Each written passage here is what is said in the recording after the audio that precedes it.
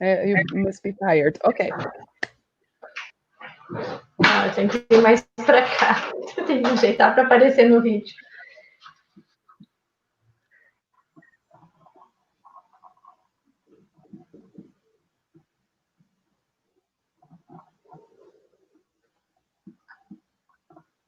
Ok. Estamos live? Ainda não. Eu estou acompanhando pela outra tela. Tá.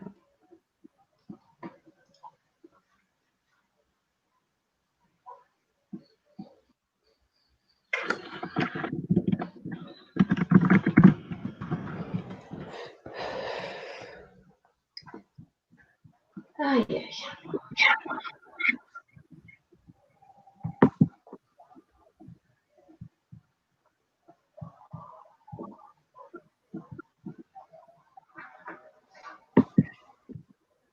Eu acho que agora está entrando, pelo que eu estou vendo.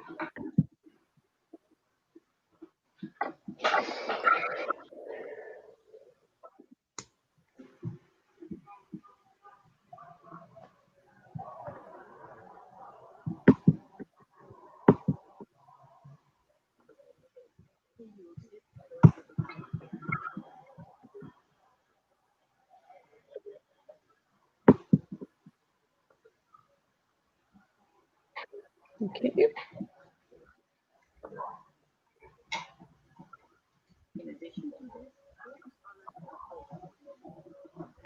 Swim.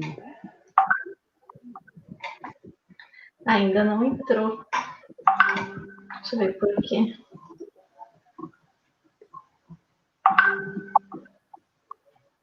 Tá.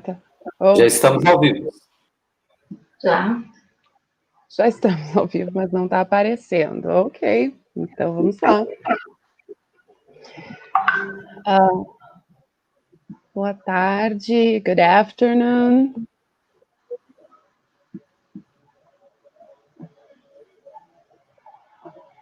Boa tarde a todos e a todas presentes no 5º Congresso Internacional de Estudos do Envelhecimento Humano. Estamos muito felizes por poder estar online agora com a professora Helianthe Kort, e responderá alguns questionamentos que vocês tiveram depois de ouvir a transmissão da fala. Estamos muito felizes em tê-la aqui, professora Helianthe. We are very happy to have you here today. Well, thank you for the invitation, and well, it's working online, and that's okay. I will try to answer all the questions which are there, and thank you for this special conference online on human aging. Então, a doutora Helianthe agradeceu, né, por ter sido convidada, e está feliz que está acontecendo tudo online, né, e está muito feliz de estar aqui no Congresso. Ok, so we are going to see some questions, né, tem algumas perguntas aí. Deixa eu me apresentar, meu nome é Carolina Ferraz, eu sou professora de inglês e também sou tradutora, e agradeço a equipe por ter me convidado a participar desse evento. Thank you very much. Nós que agradecemos, Carolina, pela sua disponibilidade. So the first question is, which problems are most frequent affecting the elderly in Europe? Okay, the technology was plugged, so it's about which problem do older people are facing in Europe? Yes, like when they are going to adopt these technologies, what are the most frequent problems? Oh, I like this question. We were discussing this also in the Geotechnology conference, because most of the work, and especially also design, and also if you work in technology engineering, people will look at acceptance. Maybe you want to translate and then I will go on. Ela gostou muito da pergunta, e enquanto e ela estava falando isso num outro congresso, né, que o que mais preocupa é a aceitação. Okay, but next to acceptance, of course, we want to go beyond acceptance. We want to go to adoption. So that's why I like your question, because it has to be about technology adoption, so that all the people are using technology in their day-to-day life. So that's why I give the example of the pyramid of technology. Então, ela diz que depois, né, da aceitação vem a questão da adoção, né, e isso que é o mais importante, né. Sorry, what was the last thing you said? Sorry. I give the example in the presentation about the pyramid of technology. The pyramid of technology. Né, então ela fala disso no exemplo que ela usa na apresentação da pirâmide da tecnologia. Okay, and there are several issues. It will depend which type of technology you are developing, but there is also the issue of the access to internet, access to Wi-Fi, so that's one. Other issues are the familiarity with the technology. It's what we refer to as technology generation. Okay, go ahead. Uma das questões, então, é o acesso, né, ao Wi-Fi e também a saber como utilizar todas, né, a familiaridade que as pessoas precisam ter para usar essas tecnologias. Yes, just for instance, our parents are maybe from the mechanical generation. They know to switch, that there is a switch and then something will change. While our children or grandchildren are very familiar with this, and they know that there are menus which you can swipe. So that's something, if you are designing something in the technology, that can be a blockage to all the people to really adopt the technology in the daily life, because it's not something they are acquainted with when they were younger. Então, a geração dos nossos pais é da geração mecânica, em que se você tem um interruptor, né, você aperta, ele liga, aperta, desliga, né, enquanto as nossas crianças, a nova geração, estão acostumados com celulares, em que eles sabem que existe uma infinidade de menus, né, então essa adaptação das pessoas mais velhas, eles não têm essa familiaridade com esses aparelhos e todas essas funções. Yeah. And in general, of course, we have to take into account possible cognitive limitation, but also some physical limitations or from their sight and hearing. So all which is normally when you are biological aging. E sem contar as questões físicas, né, por exemplo, perda cognitiva, ou então a visão, a audição, né, mobilidade também podem ser problemas, que são os problemas do envelhecimento, né. Yeah, okay. There's the next question. Emerson Oliveira is thanking you for being with us. Okay. And how do you see the search for intelligent ambient technology in this pandemic's time, as for the elderly? Are they looking for it? You mean that how we can execute the research about with older adults and technology, or how to involve them? How to involve them? Oh yeah. Now it's really complicated, true, because you cannot have the contact.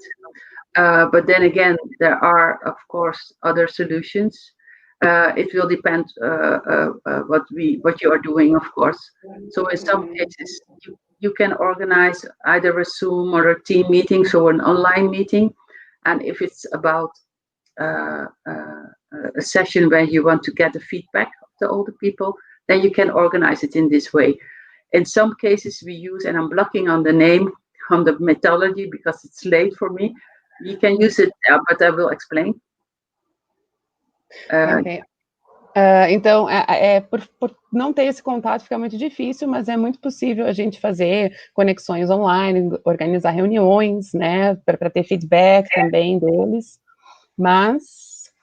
Okay. But you can use, for instance, ask all the others before you are going to a session, say, okay, take a picture, and you can use your mobile phone, or you can use any camera of the things you want to discuss with me. For instance, we had discussion with all the people about their common rooms, the common rooms where they can live, so the living rooms, and say, okay, what do you like? What do you dislike?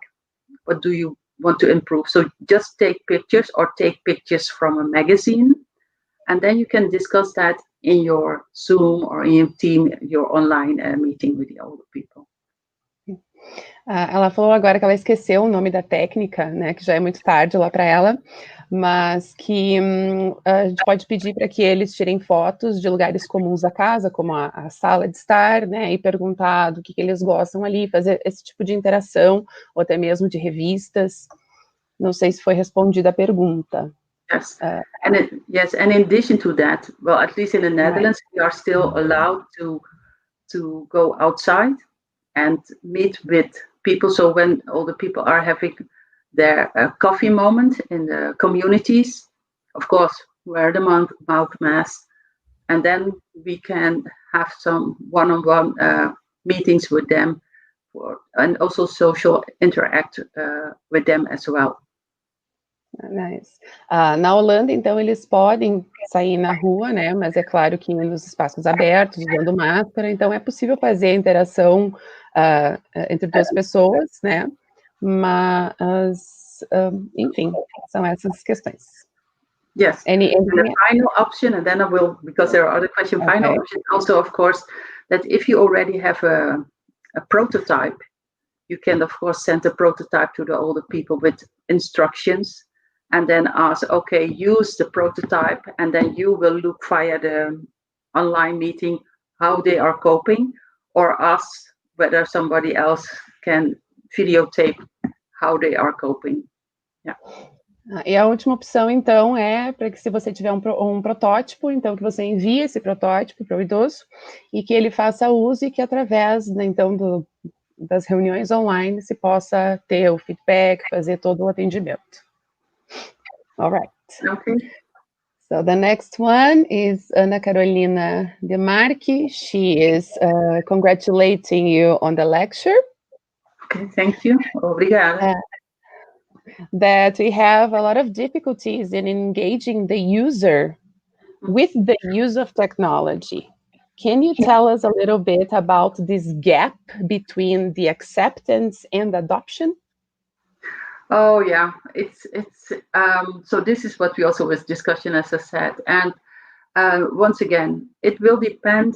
So therefore, the different technology masterclass are so relevant, because it will depend what your focus is. So which generation are you focusing on? So which older people are you focusing on? Is it the third or the fourth generation?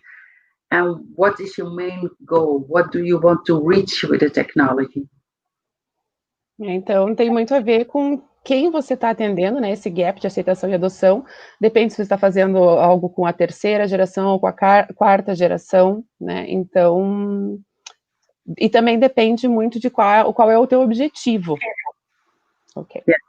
And well, if you know your main goal, and then you can have a better target on how to develop. So that's a way to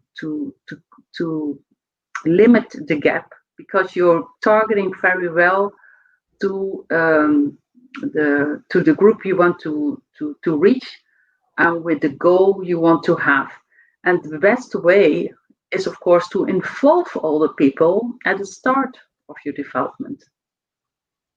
Então, sabendo onde você quer chegar nesse contexto e avaliando as questões com o teu público-alvo, né, você consegue achar uma melhor maneira de realizar isso, né, e então há formas de tornar tudo mais, mas é claro, é muito relativo, depende do grupo. Okay. Okay, so we have another question. In our city, the constructions, the buildings, they are not elderly friendly. So how to implant a technology in the homes if these homes don't present the minimum accessibility? Have you ever had an experience with that? Yes, I didn't spoke about that, but that's also one of my core topics in the research. So years and years ago, we have the technology at home dwellings. We developed the dwellings with corridors which are far wider for older people, because older people use their walkers or their wheelchairs, and they cannot turn, and they cannot park. That's also a problem. Also in the Netherlands, they cannot park their wheeler or their wheelchair anywhere in the dwelling, so it will stay in the corridor. And that's why we have, so this is already years and years ago, we have developed dwellings that support older people, as we call, to age in place, looking at accessibility, looking at their vision, low vision, looking at how you say that, the minimize fall risk. And the dwellings were developed as to inspire researchers and home care professionals and house corporations from so they can see what is the potential demand of care to people with extreme or very high demand of care, like people with dementia. And all these items, features were added in 5 different houses, so that you can pick and pluck the feature you need. Nice. Bom, ela falou que ela já passou, então, por essa situação. Inclusive, ela não falou na palestra, mas é uma das coisas que ela pesquisa, né? Ela ainda corta no âmago da pesquisa dela, são essas coisas de casa mesmo, de que não são adaptáveis. Então, lá na Holanda, também as pessoas, né, têm as casas com corredores pequenos, então eles estão desenvolveram em 5 casas, corredores maiores, essas coisas de prevenção de quedas, né, todas essas questões, especialmente prestando atenção a quem tem mais necessidade, por exemplo, os idosos que têm demência, né, então ela falou também que essas casas, essas 5 casas, você pode colocar e tirar as coisas de acordo com a tua necessidade, e que é para inspirar mesmo pesquisadores a fazerem isso mais frequentemente. Ok. Yes, and unfortunately, these dwellings were there for 15 years, but now they are not there, and they were virtually because they needed the space to build some other dwellings. Yeah. Oh. So that was for research question, to execute our research. Yeah. And how long was that research? These 15 years? Yes. Ok. Então, essas 5 casas foram feitas num local específico para fazer a pesquisa e ficaram lá por 15 anos, mas infelizmente agora as casas se foram porque outras casas, não para pesquisa, mas para moradia, foram feitas lá. All right. We have another question that asks, how big is the interest of industry in developing technology to the elderly? Oh, well, wow! It's the interest is huge, and sometimes it's not how to say that. Maybe too huge and not relevant, because in some cases people will look at the numbers, will look at the figures, and say, okay, I want to develop something for people with dementia because I can see that these numbers are going up and up. However, they are not taking into account that developing technology for people with dementia is very complex, because dementia is a syndrome, and people are so different when they have dementia and in their behavior. So it's not a very easy job, even if the figures are high. And in some cases, what they also not take into account is that family carers, the spouses, the daughters, the sons, also they are the ones. There is a PhD thesis about this, that they are the ones which really will decide whether technology will be bought or not, and be incorporated and really adopted in a home. And in addition to that, research also have shown that the need or the wishes for technology changes over the years, and changes over the years, while people, their limitations will depended on the limitations of the older people, but also depended on the information the family has about what's there on the market. Ok. Então, quanto ao interesse da indústria, existe o interesse, claro, mas muitas vezes eles pensam muito mais nos lucros do que realmente no que fazer ou nos benefícios, né? Então, por exemplo, ela fala de eles estarem desenvolvendo coisas para quem sofre de demência, né? Então, mas como é uma síndrome, cada pessoa fica diferente de uma forma, né? Então, essas tecnologias acabam sendo feitas meio que para todo mundo, né? E muitas vezes a gente esquece, eles esquecem que quem vai estar decidindo todas essas coisas são a família, né? Os filhos, os parentes. E também tem uma questão de que essas tecnologias vão mudando, as condições do idoso também vão mudando, e nem sempre as pessoas têm a consciência de todas essas coisas que estão em processo, né? Então, existe o interesse, mas talvez o foco não seja o correto ainda. Okay, we have a question already in English here. Good afternoon. So I have to translate to Portuguese now. Yes, I understand. Okay, so good afternoon and congratulations about your explanations about drone technology. I would like to know how the older people are heard about the necessities in friendly public places in your country. So let me tell you in Portuguese. Então, o Felipe está dando boa tarde, falando que, né, dando parabéns pelas explicações, e ele gostaria de saber como é que os mais velhos ficam sabendo, são ouvidos sobre as necessidades deles nesses espaços públicos na Holanda. Yes, this is also a very nice question. Thank you for this question. Two things. So in the Netherlands, we have a very good organized healthcare and welfare. So there are organizations from welfare and from the municipalities where people will get to know where to go, because it's municipalities are by the Dutch regulations mandatory. They are mandatory to take care of all the people, and participation is the ambition that everybody can participate in society. So it's a task of the municipalities. But then again, not all municipalities, not all cities, even in the Netherlands, are friendly to older people. And of course, it depends. In Japan, you have cities which are very friendly to older people. I've seen these cities that I was thinking, wow, the green light will stay long enough green so older people can cross. And last year I've seen in Sao Paulo, really a lady, she had to hurry to cross.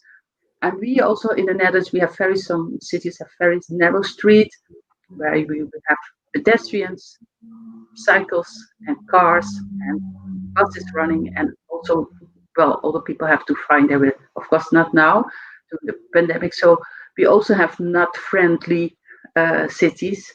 But what we are trying to do right now with our students is to make students aware about this, that when they design some things, when they develop some things, that they have to think how that will be incorporated in the cities.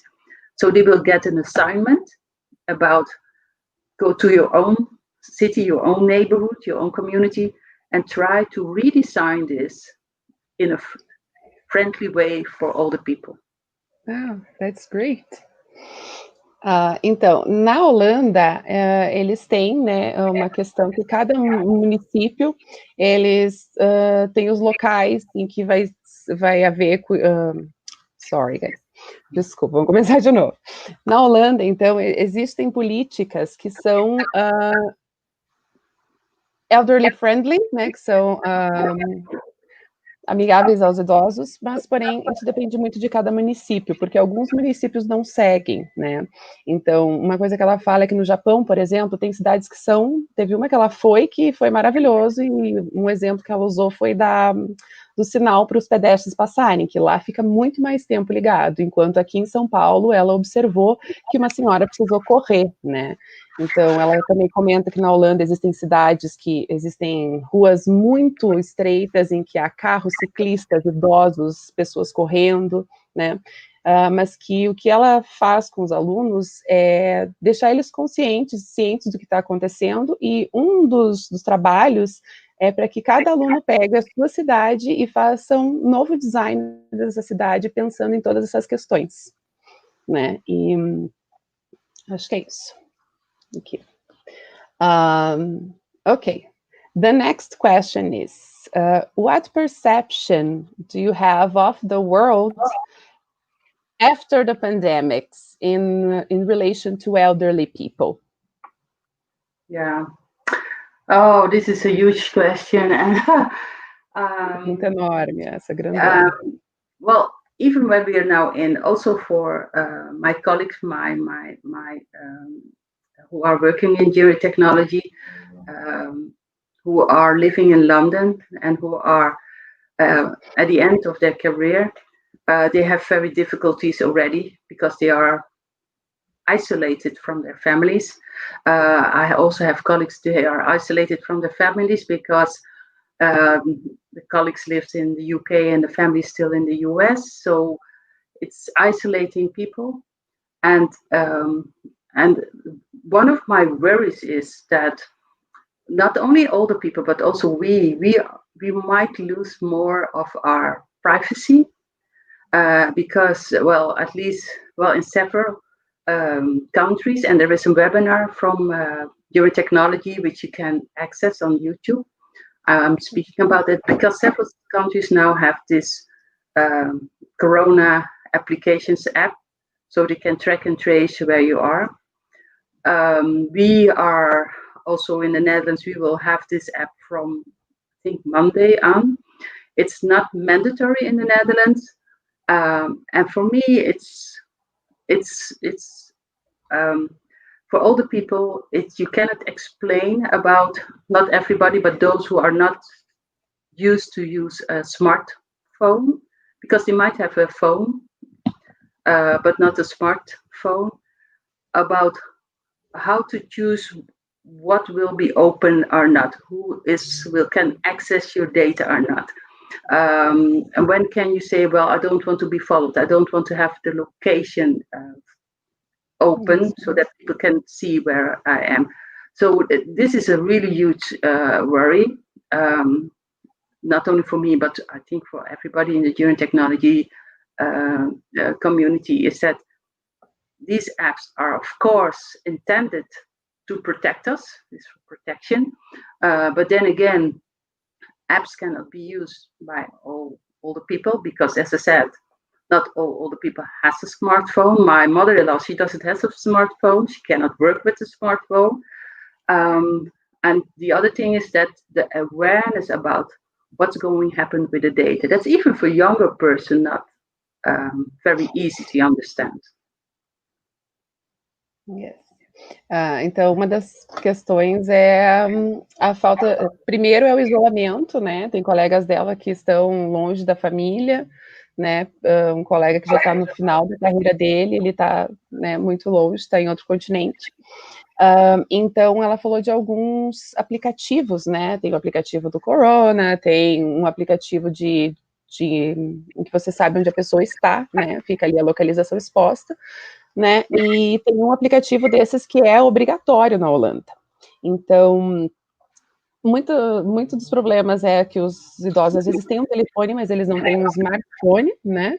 E também que esses dados, né? Todas as informações, elas vão para onde? Quem vai ter acesso a tudo isso, né? Então, tem algumas coisas sendo desenvolvidas em relação a proteger esses dados, né? Poder escolher se a tua localização vai aparecer ou não vai, né? E ela fala num webinar para assistir, depois eu vou perguntar aqui qual que é esse webinar. Which webinar is this one? It's a technology webinar which was held in May about geotechnology and COVID. I will send the link to Emerson. Ok, thank you. Ela vai mandar o link para o Emerson para disponibilizar para vocês.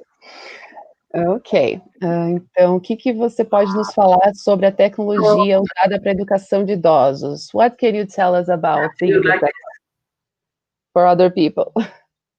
I have to do like this. Yes, it's a real. I'm sorry, I'm really embarrassed, but my grocery. I told you it's 8:00. Yes. So what do you want me to do? Ok, então agora nós precisamos de ajuda, porque ela precisa terminar aqui, que chegou uma entrega dela. And let me ask here, Cleide. Eu acho que podemos encerrar, então. A gente vai deixar as perguntas e explica para ela que nós encaminharemos mais questões para ela, uma espécie de chat, não é? Ok. Ela teve que sair. I will come back. Sorry. Ok. Então, esperamos um minuto. Sim, ela falou que tinha uma encomenda para receber e ela estava preocupada porque está sozinha em casa. Não tem. Vamos dar um tempinho que aí, quando ela volta, nós respondemos as outras duas questões e aí encaminhamos para a finalização. Agradecemos ela. Perfeito. Agora começa a ficar interessante, né? Podem ficar aqui que depois a gente faz a edição desse segmento, ok? Fico com vocês duas. Ok. Essa eu acho que é um dos problemas de hoje, você estar sozinha em casa e tem algo para receber, mas tem que estar online também, né? Sim. Mas olha, tem muita coisa que dava para a gente conversar sobre as diferenças. Inclusive, nós temos uma vantagem em relação aos países desenvolvidos, porque as nossas construções são novas. A diferença é que nós temos construções novas, mas que não pensam no futuro em relação à acessibilidade. E eles têm construções antigas, eles moram em palácios que têm até 100, 200 anos, às vezes, né, dividem, sem elevador, muitos prédios lá, eles não são tão verticais como os americanos, né, a Europa tem essa característica, e aí eles têm que adaptar esse meio, um meio que já está pronto. Então, eles muito complicado, mas é mais difícil do que fazer um já pronto, né? Exato.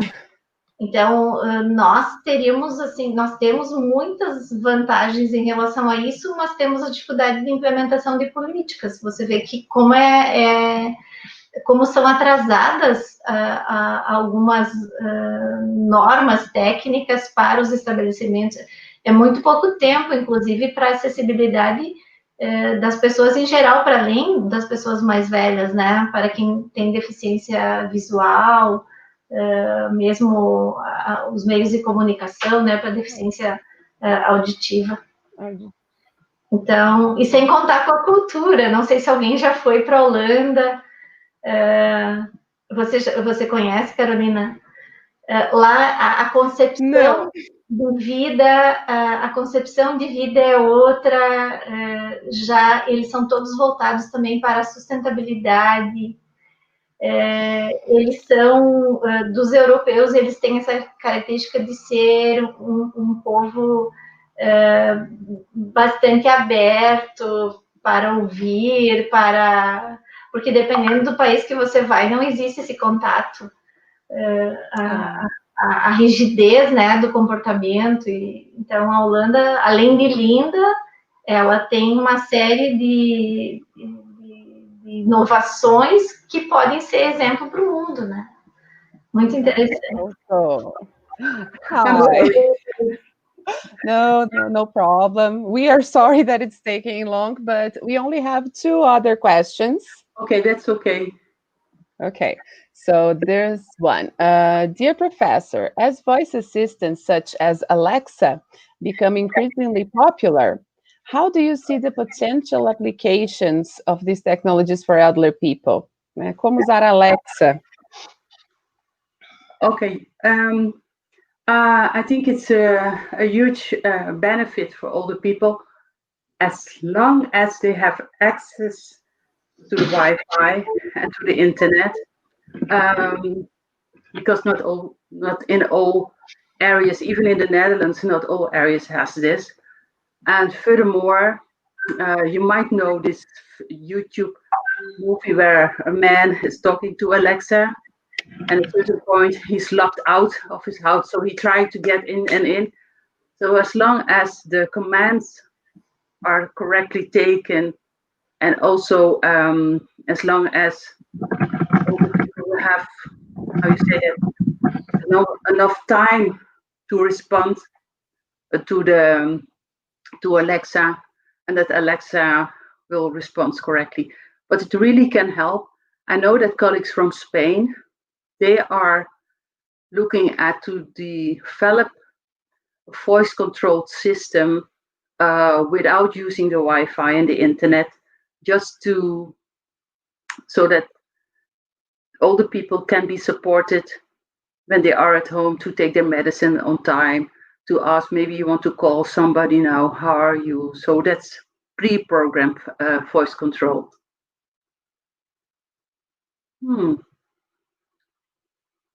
We might have lost her.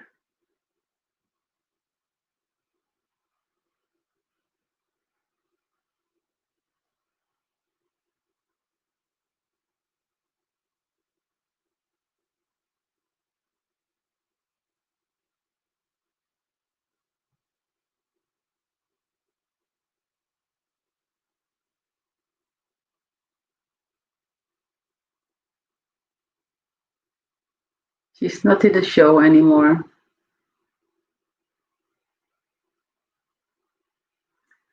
Okay. I have a problem, but you can read the next question. Yes. Of Liz. Yes. This is about from Liz. What can you tell us about the use of technology for older people education? Very good questions. Thank you. Well, actually, as Neil Charnes from CREATE in the US said, older people can learn anything. It might take twice as long. Although during the pandemic, what we saw in the Netherlands, that because some healthcare services couldn't be delivered, that older people felt the urgency to use the e-health application. So they used the online health services. And it took not twice as long, but it was instant in a couple of weeks because the urgency was very high. But despite this, you can use technology for older people in education. That can be about use of the tablet or the smartphone, and as I said, they can learn anything. You really need to have patience because it can take more time, and you need to have in mind that they have another technology generation than maybe the device you want to test. Ok. Acredito que a Lisa tenha entendido, mas a professora Kort explica que existem diferentes formas de aprendizado, sobretudo com o uso de tablets, smartphones, experiências online, e se nós compararmos, né, com o que eles têm feito e o que nós estamos fazendo agora, é colocar em prática essa possibilidade para todas as idades. Professor Kort, can you speak about the other projects in the sense the investigation to Brazilian University? Can you appoint to emergent themes? Whether we can apply to emergency systems? Yes. Well, we recently finished a project about, so that was in the EU system of ambient assisted living, where we developed the Med Guide project, as I told you in the presentation.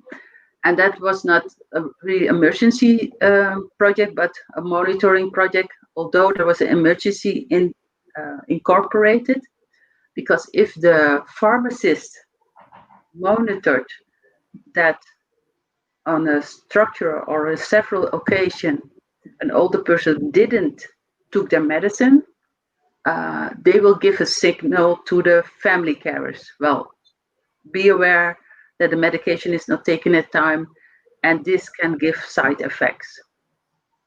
So that was the medication system adherence, and we also worked on a surveillance system, but that was a surveillance system for not home care, long-term care organizations, that the camera will only be on. People could choose, I only want to have the camera on if the camera registered that somebody has fallen. And then there was a voice saying, okay, what's happening? Are you sleeping? It could be that person is sleeping, or is it really an accident? Okay, vocês estão falando de sistemas emergenciais, né? Exato. Que foi feito, né? Eles estavam desenvolvendo the MedNote.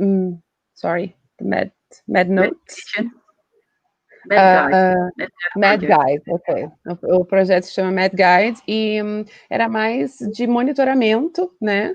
E em que, claro, né, existia toda essa questão emergencial, mas também existiu um outro em que eles colocaram câmeras, né, e as câmeras, elas só eram ativadas quando alguém caía, né, mas também vinha o comando de voz perguntando o que aconteceu, você está dormindo? Porque podia ser que a pessoa somente estivesse dormindo, né, não tivesse caído e interpretasse errado.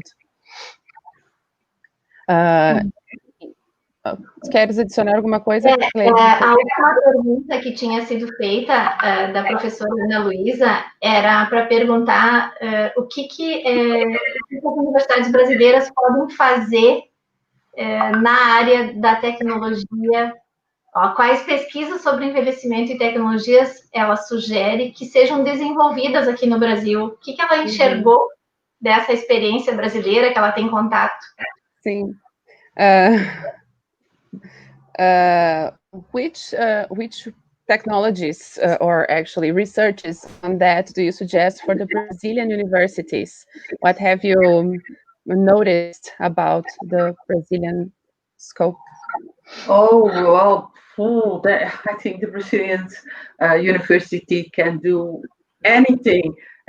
But as I have mentioned in one of the first slides, that in Brazil, also the aging population will increase very rapidly. So I think the world is open for Brazilian university to work on that, because of course you can look what other university has done outside of Brazil, but then again, you really have to know your own older people, the culture, the way of thinking, the way of approaching. So that's highly relevant. So you can start. I know that there are researchers looking at how older people in Brazil can be trained and educated to use tablets, and that's highly relevant because that education will differ from what we have done. It might have some similarities, but it will definitely differ. Yes.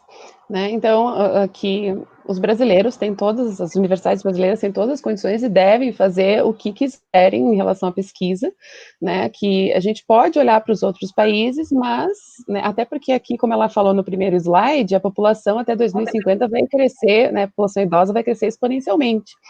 Então, que a gente pode começar já a fazer isso, mas claro, né? Observando a nós mesmos, né? O que a gente necessita, tipo de coisas, mas ela fala muito do tablet, né? De aprender a usar o tablet, que eu acho que também é algo que a gente precisa ensinar os idosos.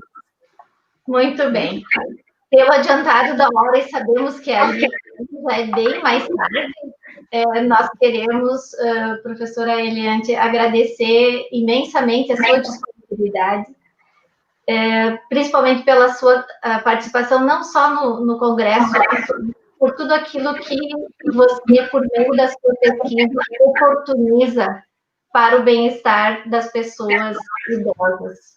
E também com vistas ao processo de envelhecimento. Então, em nome da comissão organizadora, o nosso muito obrigado, desejando saúde e sucesso na sua caminhada.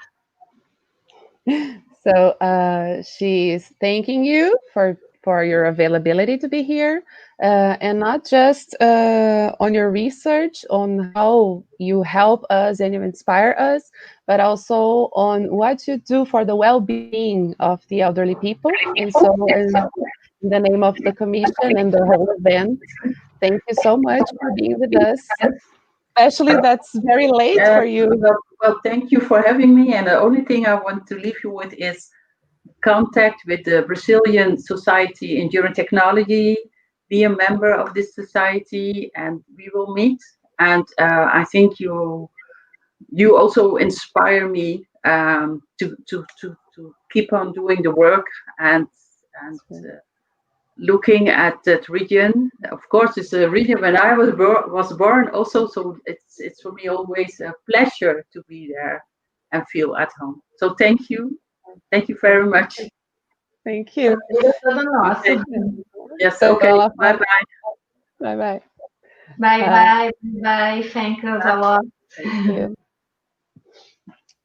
Ok, então ela só pediu para então entrar, né, em contato com a Sociedade de Gerontecnologia, fazer parte, né, disso para que todo mundo entre em contato. E ela também disse que vocês inspiram muito ela a continuar esse trabalho e que aqui ela se sente muito em casa porque é muito parecido com o ambiente dela lá.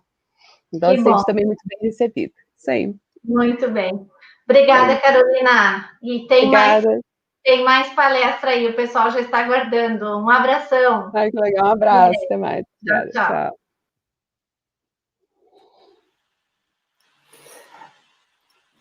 Ok. Olá, tudo bom? Deixa eu encerrar lá.